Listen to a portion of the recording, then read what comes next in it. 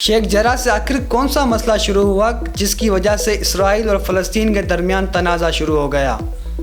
Israel फ़लस्तीन पे attack कर रहा था जिसके नतीजे में बच्चों और औरतों समेत 250 के करीब लोग जाँ भाग हुए, और हमास भी इसराइल पे अटैक कर रहा था जिसके नतीजे में 12 इसराइली लोग जाँ भाग हुए। आप भी सोच रहे होंगे कि फ़लस्तीन और इसराइल के तनाज़े के बीच में हमास कहाँ से आ गया, आखिर ये हमास क्या है।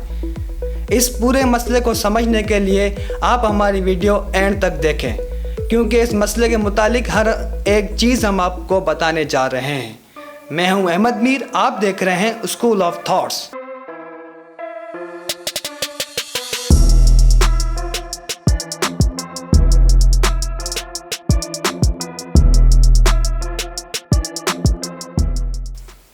शेख जर्रा जो ईस्ट यरूशलेम के करीब वाक़ है, इसका नाम शेख जर्रा उसामुद्दीन अल जरारी के नाम से पड़ा, जो सुल्तान सलाहुद्दीन अय्यूबी का पर्सनल फिजिशियन था, जिसे जर्रा का लक़ब दिया गया था जिसका मतलब है सर्जन।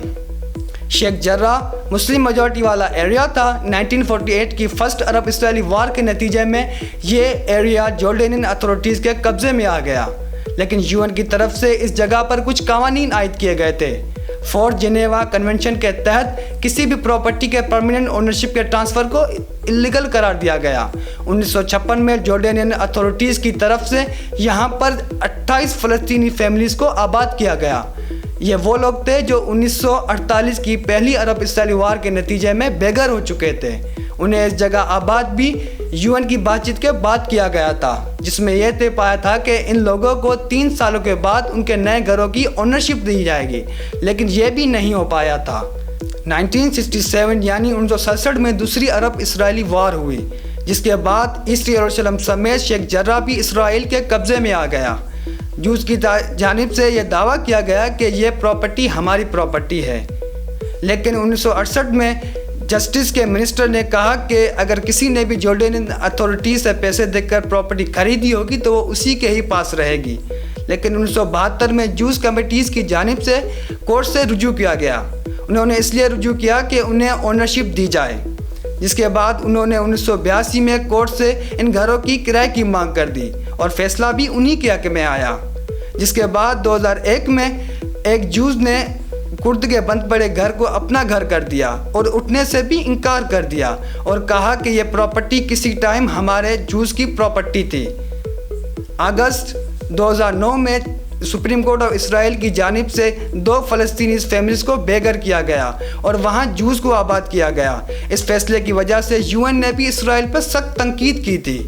इसी तरह वक्तन ब वक्तन फ़लस्तीनियों के बेघर करके वहाँ इसराइली आबाद हो रहे हैं। इन्हीं बातों की वजह से आए दिन कॉन्फ्लिक्ट होते हैं। हाल ही में पेश आने वाला कॉन्फ्लिक्ट भी इसी बात की वजह से हुआ था। यह कुछ इस तरह हुआ कि सुप्रीम कोर्ट ऑफ इसराइल की जानिब से 10 मई 2021 को एक फ़ैसला जारी करना था, जिसमें यही उम्मीद थी कि 6 फ़लस्तीनी फैमिलीज़ को बेघर किया जाएगा, क्योंकि कोर्ट की जानिब से यह फ़ैसला दिया गया था कि 13 फ़लस्तीनी फैमिलीज़ को बेघर किया जाएगा, जो कि 58 लोगों पे मुश्तमिल थी। यह फ़ैसला भी सुप्रीम कोर्ट ऑफ इसराइल की जानिब से ही दिया गया था। ऐसी उम्मीद होने के बाद 6 मई 2021 को फ़लस्तीनियों की जानिब से ईस्ट यरूशलेम में प्रोटेस्ट शुरू किए गए, जिसके बाद फ़लस्तीनी लोगों में और इसराइली फोर्सेस में झड़पें शुरू हो गई और 300 से ज़ायद लोग ज़ख्मी हुए। जिसके बाद अटॉर्नी जनरल ने कोर्ट से रुजू किया और इस फैसले को 30 दिनों के लिए डिले कर दिया गया। लेकिन 10 मई 2021 को हमास की जानिब से इसराइल को एक अल्टीमेट जारी किया गया, जिसमें यह कहा गया कि इसराइल अपने करतूतों से बाज आ जाए, वरना हमास इसराइल पे अटैक कर देगा। आइए जानते हैं हमास क्या है। हमास एक फ़लस्तीनी इस्लामिक सुन्नी तहरीक है जिसका मकसद इसराइल को ख़त्म करके वहाँ पर एक इस्लामिक स्टेट कायम करना है। यह बुनियादी तौर पे एंटी ज़ायोनिस्ट है और इसराइल के खिलाफ लड़ाई करते हैं, जिससे वो जिहाद का नाम देते हैं। हमास का बुनियाद 1987 में रखा गया। इसको बनाने वालों में शेख अहमद यासीन, महमूद ज़हर, मोहम्मद ता और भी कुछ लोग शामिल थे।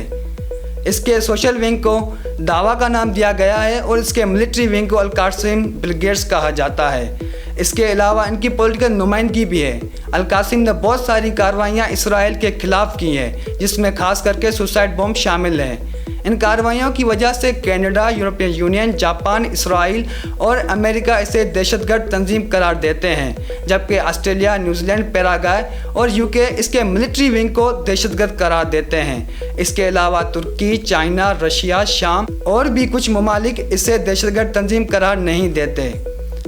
امریکہ کی طرف سے UN کی جنرل اسمبلی میں ایک ریزولوشن پیش کیا گیا تھا جس میں یہ کہا گیا تھا کہ حماس کو دہشت گرد تنظیم قرار دیا جائے، لیکن دسمبر 2018 میں اس ریزولوشن کو ریجیکٹ کیا گیا تھا UN کی طرف سے۔ حماس غزہ میں 1987 سے ایکٹیو ہے۔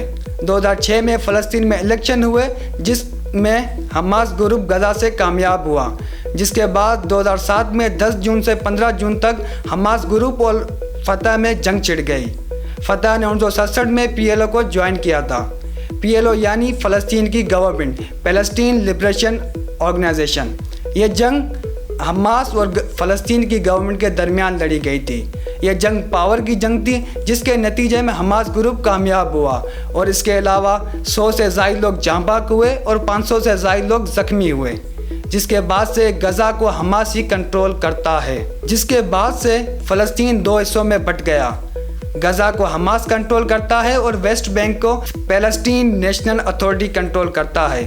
اب ہم آپ کو بتاتے ہیں کہ غزہ کہاں ہے اور ویسٹ بینک کہاں ہے۔ یہ ہے غزہ اور یہ ہے ویسٹ بینک۔ اس میں آپ صاف دیکھ رہے ہوں گے کہ غزہ اور ویسٹ بینک ایک دوسرے سے کافی دور ہیں۔ غزہ کا بارڈر اسرائیل اور مصر سے لگتا ہے اور غزہ ہیلی پاپولیٹڈ علاقہ ہے۔ یہ وہی حماس ہے جس نے 10 مئی 2021 کو اسرائیل کو الٹیمیٹ جاری کیا تھا اور اسی دن حماس نے اسرائیل پہ راکٹس فائر کر دیے۔ اسرائیل کے ڈیفنس فورس کے مطابق اسرائیل پہ 4000 سے زائد راکٹس فائر کیے گئے، لیکن اس چیز کا بہت ہی کم نقصان ہوا اسرائیل کو۔ اس کی وجہ اسرائیل کے ڈیفنس سسٹم میں موجود آئرن ڈوم۔